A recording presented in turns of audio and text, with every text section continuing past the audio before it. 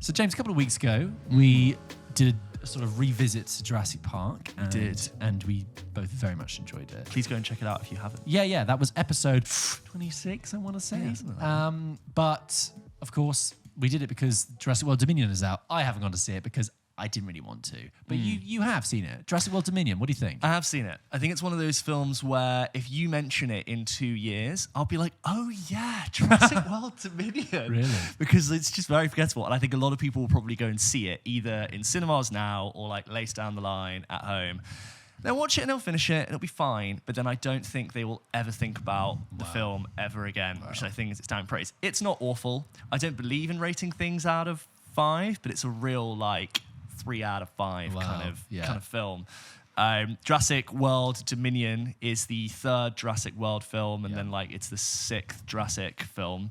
And it's very much all over the posters, but this is reuniting the cast of Jurassic Park. So you've got Jeff Goldblum, Sam Neill, and Laura Dern coming in with the new class, which is Chris Pratt and Bryce Dallas Howard. And the plot, I mean, I was thinking before, I was like, how am I going to do this plot? Because there are like 4 plots. Right. It's long. It's 2.5 hours long, by the way, and it didn't need to be. But so basically, dinosaurs are everywhere now, Jurassic World. Right. And it's obviously... Like they're out in the real world. They're just out. They're in America, all over the world. How's that going down? Chaos everywhere. And, there's dinosaurs eating people. There's, people are driving cars and the dinosaurs in the road, they're swerving out the way. And it has this sort of like catch-up sequence in the beginning.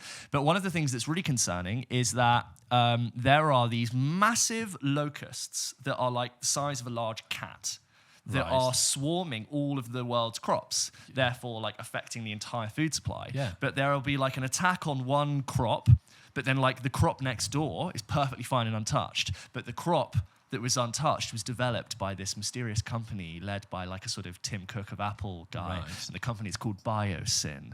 And they have this beautiful campus like in the middle of the Italian Dolomites. And one of the leading researchers on this whole like food crop melting thing is Laura Dern. She's like the chief scientist on it.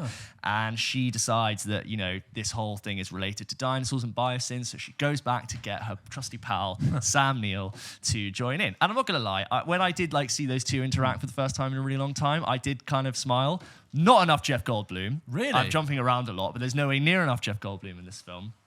And so anyway...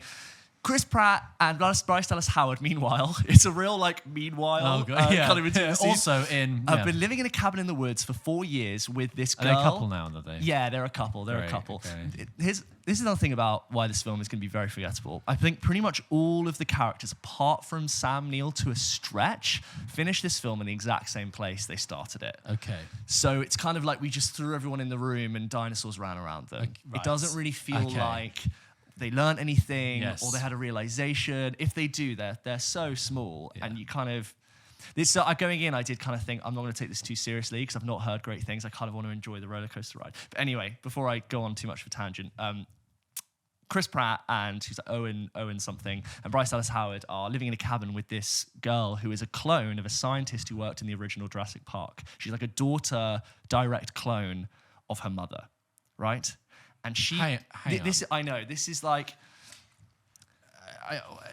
they have like this like sort of adopted child who was created by a previous science experiment done. This is in the 2nd Jurassic World film, which I don't remember anything about. This is so irrelevant. So irrelevant. She gets kidnapped, clone girl gets kidnapped, and then so does the raptor Blue. Do you remember Blue from the first Jurassic World film? That's still a thing? Chris Pratt has a very special relationship with the raptor, who he can kind of talk to for some reason. Blue's child, because Blue's been able to reproduce, because, also gets taken. And Chris Pratt makes a promise to the dinosaur that I'm going to get both you, your child, and my child back. Okay. They end up getting involved in biosyn, and who is there but Dr. Ian Malcolm? Jeff Goldblum is this very famous and worldwide published speaker on obviously chaos theory, but because the world is now literally ending, he is like the go-to guy on why the world is ending, and it's always great to see him. And it's this wonderful moment where all the 3 of them are back together for the first time. And look, the film is far too long. I'd heard some people say that this is like borrowing from a lot of different genres, and it feels like it's multiple films that have been spliced together. Like there's a very Mission Impossible-y sequence, and there's a very sort of James Bond-y sequence. You've seen it in the trailers when Chris Pratt is on the bike around Malta. Oh, is it Malta? Is that yeah, it's Malta. So I thought it was Rome, but it's Malta. And I watched it and it was fine, but I'm like, at the end of it, I was like, that whole entire sequence could have been gone and the film would not have lost anything from the plot. It was purely there for spectacle. And I just felt like there was so much plot, but no consequence to any of it. So you've given me lots of different things. You give me lots of different. I feel like you could review really cynically. I could have asked you how good you think this film is, and you would have had the same impression that I do, having seen it. I go, George, what do you think of this film? You would have gone, probably not terrible, but I bet there are a couple of bits that kind of, that was mildly interesting, but on the whole, I think if you reduce the Jurassic films in a really cynical way, they are a series of scenes where you got to get away from a dinosaur. Yes. And I think there are 3 really solid. Ooh, the dinosaur's coming. Yeah. Run. You're on the ice, and the dinosaurs. Oh, that's hard because it also swims. I'm like, yeah, great. Okay. Get away from the dinosaur. I jumped a little bit in my chair, but it's just really forgettable. And I think it is the character thing. They don't learn anything. So where does the franchise go from here then? It's quite. I think you could take it. So you could take it's left it very open, like the other ones have done. Do you know? You know, if you've seen the ending of any Jurassic World film where big dinosaur fights other big dinosaur that's mutated with something, and then the other big dinosaur gets the thing it's mutated with to fight it. Right. Just does that, and they've done that like 3 times now.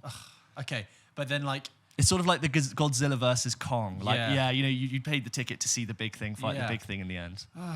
Do I care? No. Well, that's a shame. Would you prefer it if the film was just Jeff Goldblum, Sam Neill, and Ellie Sattler?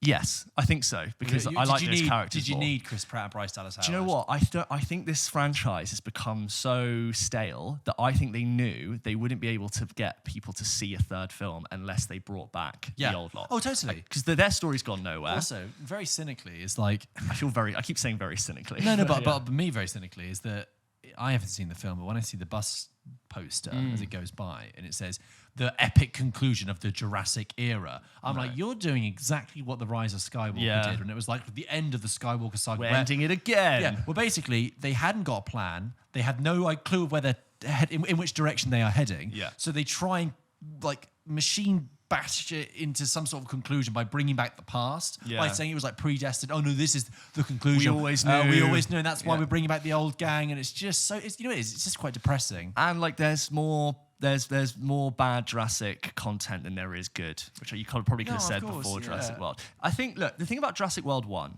is that I think it's not a great film, but I think it's fine, it's watchable. But what it had going for it was its sense of spectacle of like, look, here's the park. Yeah, it's big now, it's huge. It's big, and like you really did have your eyes wide, like watching what that was like.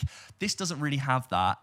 And there's a moment where everyone does come together and they all like introduce and say hi, and they have their lines which are very short, and I'm like, is that it? You've got like these new people who love dinosaurs and have been working with dinosaurs with like the legends that you keep building up are like legends, and that's all they're going to say to each other. Or that's all you've got for them to do to interact. It's so unimaginative. It's unimaginative. Do you think it was a mistake for them to have done the whole dinosaurs escape into the real world thing? Does that like kill the premise? I wouldn't say that's what's wrong with it. I just it's just slightly dull. I would love Jeff Goldblum. I think knows that the script he's got is just a little bit boring, and he can have a line that's just so ordinary. As for example, oh, Jurassic World, I'm not a fan, but he's like, oh, Jurassic World, I'm not a fan. There's one moment which I actually laughed so much because.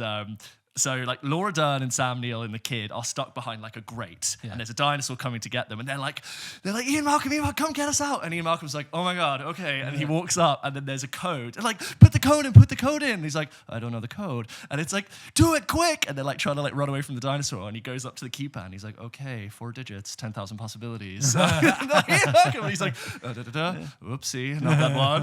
It's just like that was one scene where I'm like, sprinkling of Jeff Goldblum to make it more exciting. Yeah, that takes like the frantic nature of Ian Malcolm and like the other two stuck behind. Like, come on, go. Like, I did laugh at that. But it just feels like you've got the sinking ship. These kids, the Jurassic World franchise is the kids going off to play on their own. We can do it. And then the ship is sinking. They're like, can we actually call our parents to come in and save us? And then in come the legends. Maybe. Yeah. You've not sold it to me. I've not sold it to you. I don't even think I'll watch it. I think I'm railing on it because I just watched Jurassic Park, which is great, and I think it's not bad. I don't think it's a bad film. It's just really mediocre. I will have forgotten about it. I think most people will have forgotten about it. And as I said, like in a few years, I'll be like, yeah, they did do that. The old ones did come back. Yeah. It's a bit of a shame.